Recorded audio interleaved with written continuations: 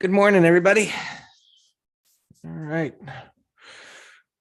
I mentioned, anticipated a gap up this morning. That's what we're getting. Yeah. Charts. There we go.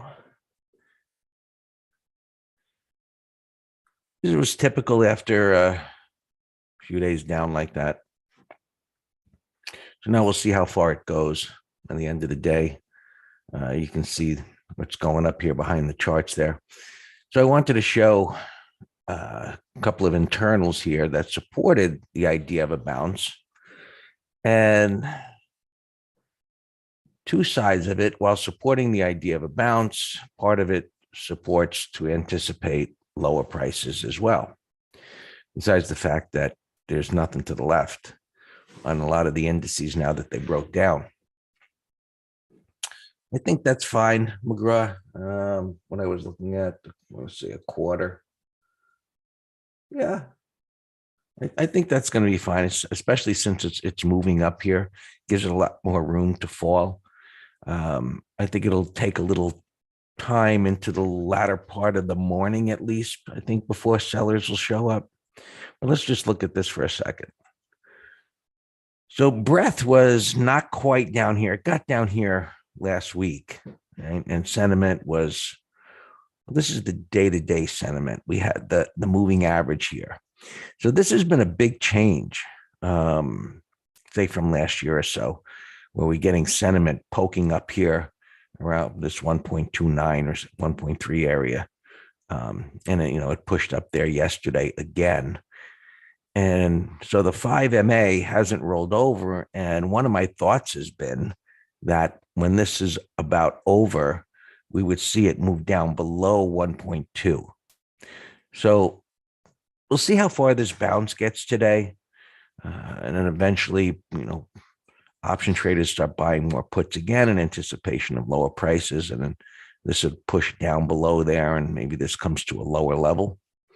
In addition, just the day-to-day breadth, typically what happens is, you can see yesterday was a bit lower than this day. So this was the big reversal day where the market was up, whatever, 3.5% or whatever, and then it went down 5%. Maybe that was the Qs. I don't know the percentages on the S&Ps, but there was the impressive rally day, and then it gapped down and gave it back and closed below that.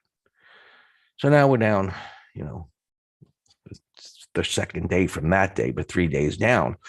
But this breadth day-to-day, advances minus decliners is at a lower level than it was here. So the selling was relatively intense yesterday. Many times you get stabilization after this gets down there on a day-to-day basis. Now, what happens at a low point where things look really nasty and, pretty much so many now believe what's going on, right? Saying is, well, why don't they believe it here or here? Because it hasn't progressed enough, and they're not really paying attention to what we did back there, to say, be careful. We looked at yield curves and interest rates and yada, yada. So now, they try to hold it here. It looks great. It fails, disbelief, down it goes. And so at some point, wherever it gets lower prices, whether you think it's 3,900, 3,600, wherever it's going to be, it did close under 4,000, so it's a start to shaking the confidence. But what typically happens is that when this goes lower, right, this comes back up towards zero and it makes a higher low. And then we get our other internals lining up and we get a pattern and we get a tradable bounce. And we really want this to not spend too much time like that. If we get one day that it retraces and then an inside day and down it goes, that would be great. What we don't want to see happening is this again, where it's spending too much time. It's just advancers minus decliners, McGraw. I think any platform has it. In this platform, it's $ADD. And I just put it on what they call an area chart, no bars or whatever, easy to see, just a line chart that shades things. Um, so that's what I've seen historically as prices go down. And what that communicates is that something out there is showing relative strength. So without looking at thousands of stocks, I mean, we'll see whatever. We'll see something that there's some internal strength where, this went down and there was power, and this went down and there was power. And then it'll be at a lower prices and we'll see some internal strength. And, okay, that'll be a good sign.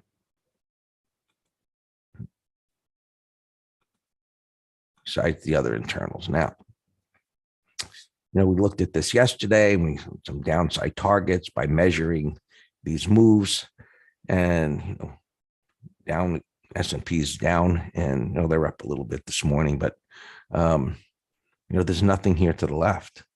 So got stabilization. This topping tail is bearish, meaning you had an intra-week rally there versus having this kind of like as a 1, 2, 3, an inside bar where it didn't go up and then fail, and then it would have went down. It just would have been a much more attractive pattern for a turn. Whereas this, for a bearish, point of view, this kind of a pattern is better because, you can see what happened here on the daily chart. And you had that rally and back down, and, everybody thinks it's, bull market at the beginning. And then it's like, what the hell happened? Getting smashed. And as we spoke about yesterday, now it's created this overhead resistance or supply area that can drive prices down. So now that, we're getting this little relief rally, well, how far does it go? And so we look to the left, of course, and say, well, that looks like a relatively good spot for sellers to show up.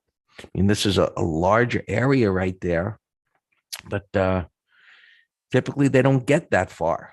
So if they get that far, up to there today, I would say, well, that's a pretty good day for a bear market return, but against the trend.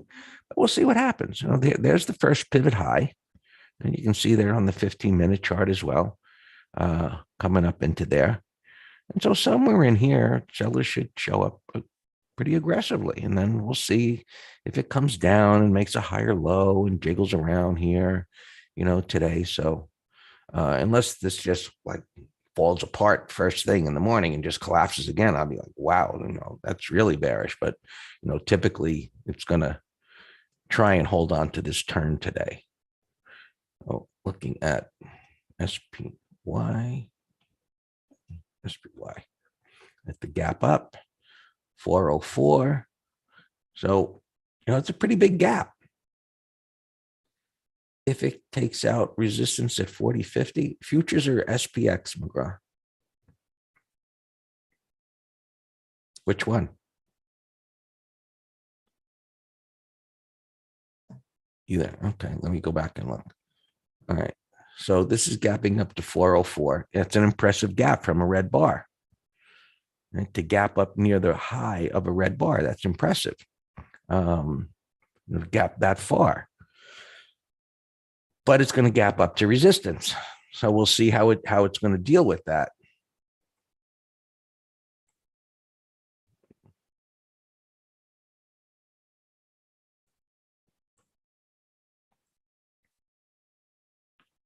$404. It's not quite there yet. It's 406. So maybe it gets to it's at 404. Maybe it gets to 406 before it hits that congestion area there that it fell from. The question is, look, even if it's a red green bar at the end of the day, this is still facing down. We've seen plenty of green bars go nowhere and fall apart. So we'll see. I don't think this is going to be the green bar that makes the turn yet. 40.50. Well, 40.50 shouldn't be a big deal on the futures, getting up to 40.80, and staying up there, same as, SPY.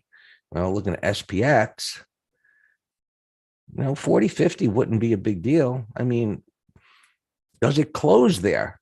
I think it's doable that it could reach there.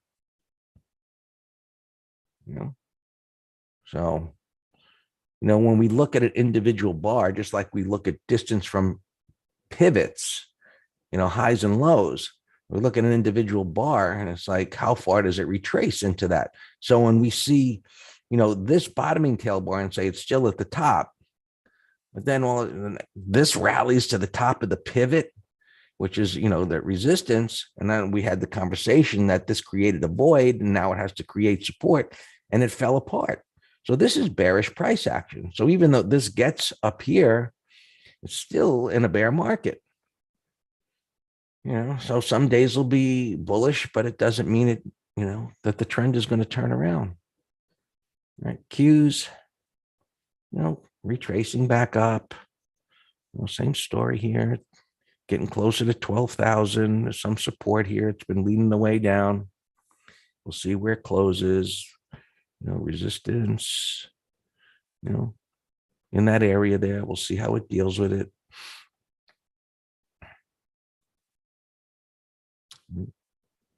Kind of the same story. We talked about the big rounding top. It's pretty bearish and it's broken.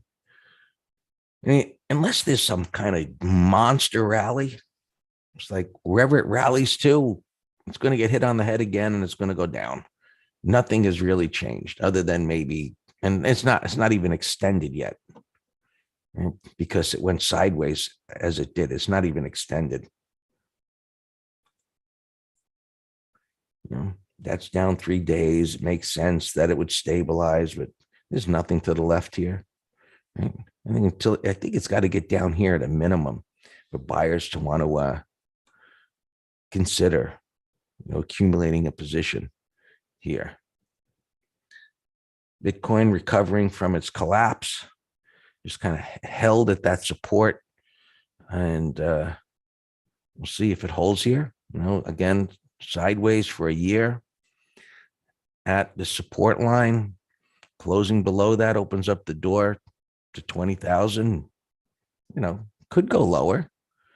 We'll have to see how it evolves, but sideways price action holding there, and then this broke. Black and white, it's bearish. Crude came down. Yesterday, a lot of the oil stocks got clobbered, and they were showing relative strength. So weakness pretty much everywhere. Silver, maybe at peekaboos under the lows here. You move that line down to the tips of the pivots. So maybe a chance here.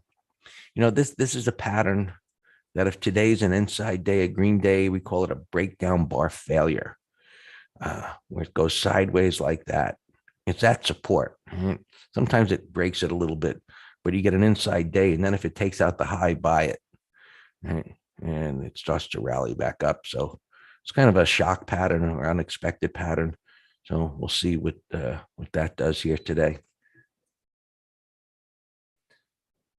Just looking at silver, down there, same way. Won't form exactly the same as the futures. Fix this. Hold on. All right, I messed up here. This platform has little heart attacks sometimes. When you put in the wrong symbol, it locks up. So I'm not going to be able to finish going through this. But take over, Dan. Guys in the green room, I have to drive my son to the airport. I'll be back in about an hour and a half. But by the time I get this thing reloaded, you got the gist of the day here. We're going to have a somewhat of a consolidation day. We'll see how far it gets before sellers want to hit it on the head again. Good morning. Yeah, McGraw, on your spider or SPX put spread. I mean, I saw this gap up to resistance here. My immediate thought was let it go sideways at resistance and then inverse head and shoulders, and absolutely zero DTE put spread. But I don't like when they just keep rallying and now they're climactic pre-market. So that's going to make getting on longs harder. I mean, that's a big gap. And look, from 296 yesterday's low, that's a big move. But yeah, well, let's watch a pullback.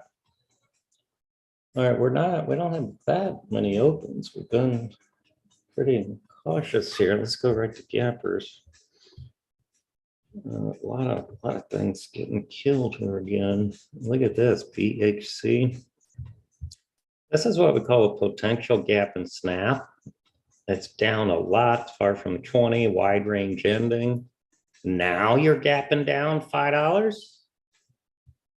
So that could be a total exhaustion gap. So I got that there in the middle. Upstart had earnings. Now this is not well, it's not the same as the other one in terms of a fluid move down and now you're gapping. This is a nasty gap, but it fits more into the category of the gap so darn friggin' big. Let's see where the buyers step up for a day trade. So that's in a 5-minute window. Z-Lab, this is a climactic buy setup on major support. Kind of flat open, 30-minute high is an idea for that. Ring gapping up, but gapping up in a downtrend. That's a power downtrend too. Look at these. There's so many. Well, no, that's not at all-time lows. I take that back. But $450 down to 68. That's some pain, all right. Look at Ring. Not Ring, Triple D. I remember for some reason I thought it was $90. There was some printing, 3D printing that I thought was 90. But look at this. Just horrible downtrends here. I don't know. This doesn't make it to a tier 1 trade of interest to me. There's plenty of other stuff to watch.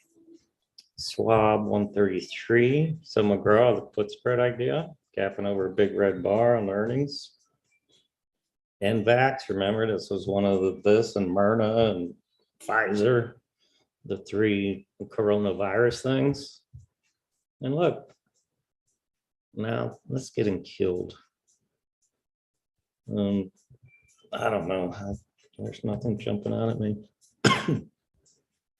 Lemonade, I don't know if this is earnings, but that's a nasty closing breakdown. So I just have that on my short watch list. Plug. This is another one. I think I actually bought it this day myself for put spread. I mean, that was a nice closing breakout for a bounce. And so there's so many things like this that failed the last week. Just the reversal bars is like they were butter. They just failed miserably.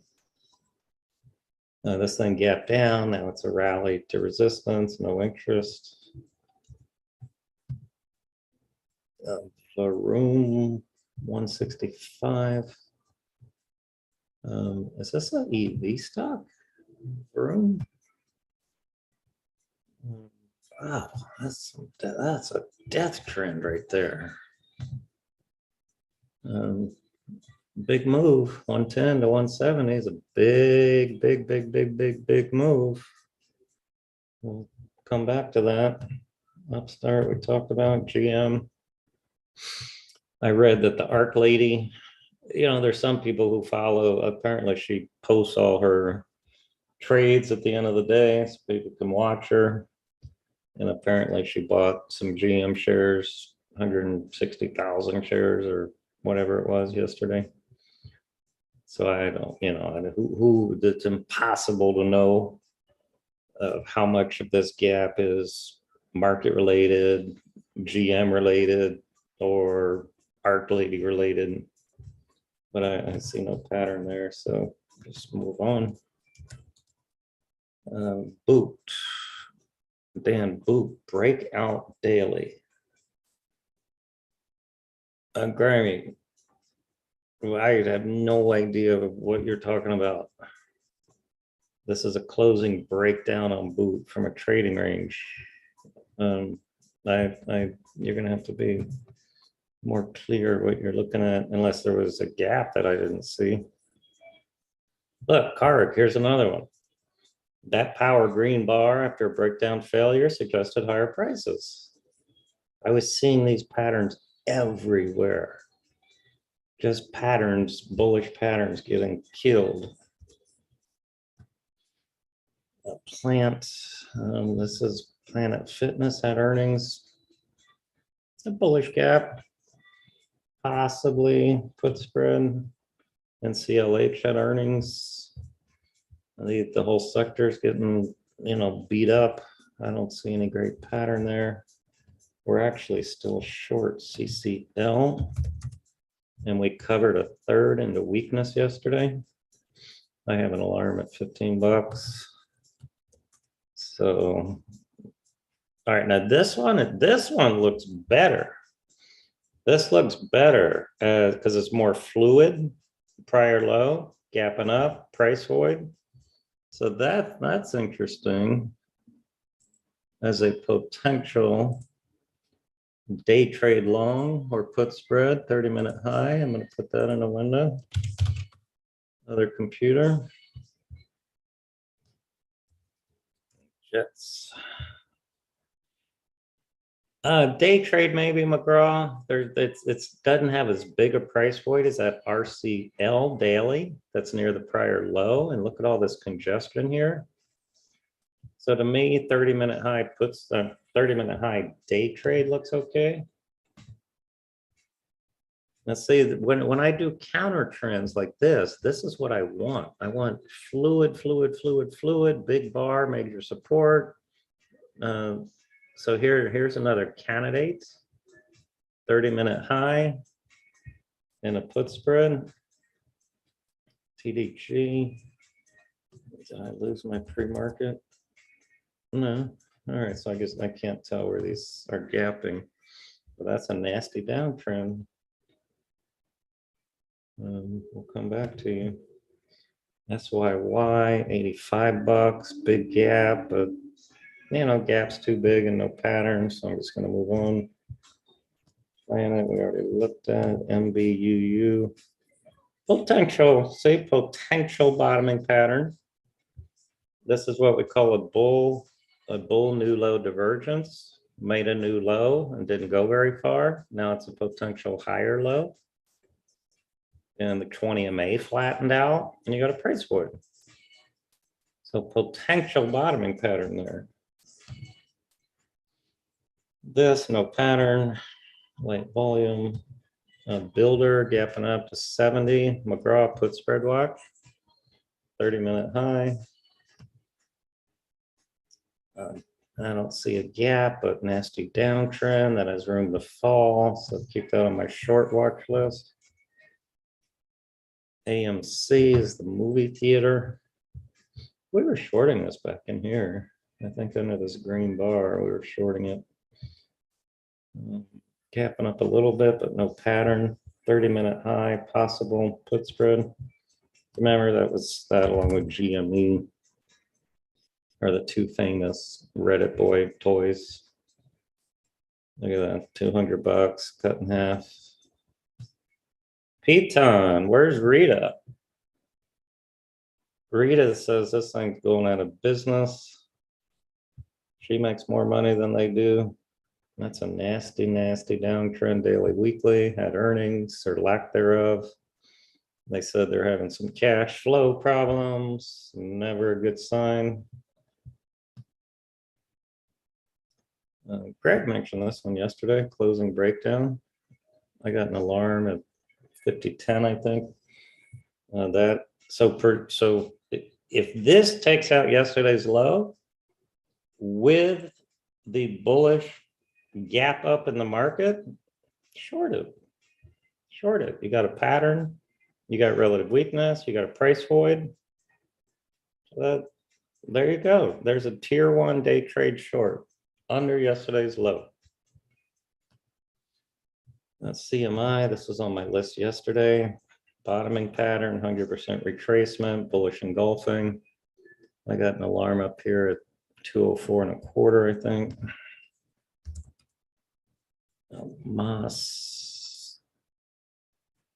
McGraw, what are you thinking? That's in a nasty downtrend. Moss could be a day trade long.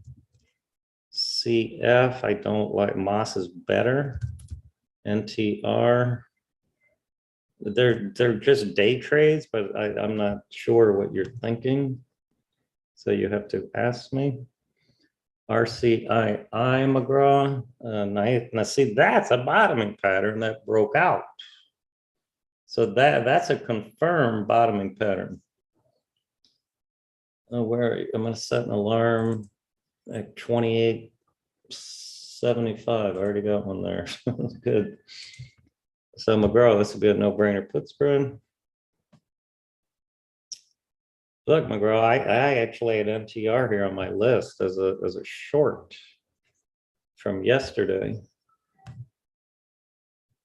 Wow, look at BFAM. This thing is just, I've been watching this for a few days now, and that is just steady, steady, steady, steady pain. All right, I'm through my whole list now. I did have DWAC as a long idea over last Thursday's high, and now it's a closing breakdown, so no interest anymore. I canceled it. All right, so I'm actually done. Good timing, 9:28. Do you have any other things? Ed, we entered yesterday. Clorox, look at this. We had a beautiful, beautiful long. Folks, I want you to look at this. We sold half on this climactic sell setup yesterday. And then right when it kissed the 200 and it got more extended, that was my target. We just sold it at the 200. I didn't even wait for it to take out a prior bar's low. Look at that. We got within pennies of the day high. CMCSA. Gap any interest. So what do? 40.46. No. 30-minute high, possible day trade, Stephen. But look, if this is a 180 reversal on the daily chart. So if you drop down to an hourly time frame, there's not going to be a good price void. So that's, wow, tick 1700. Wow. Yeah, but I just think there's better, Stephen. My CMI alarm went off. That looks good. I was looking at a put spread on that.